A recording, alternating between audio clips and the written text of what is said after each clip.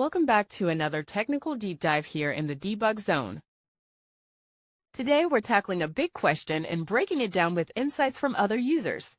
Hopefully this clears up some misconceptions and helps you get the answer you need.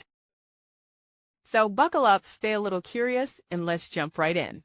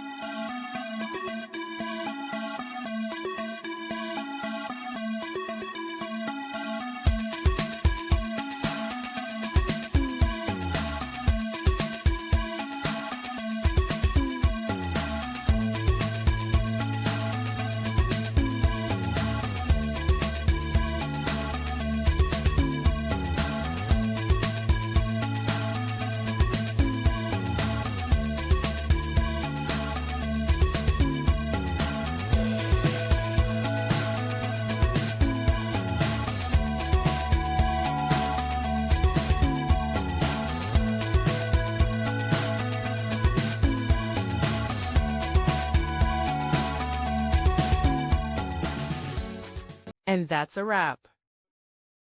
I hope you found the answer you were looking for.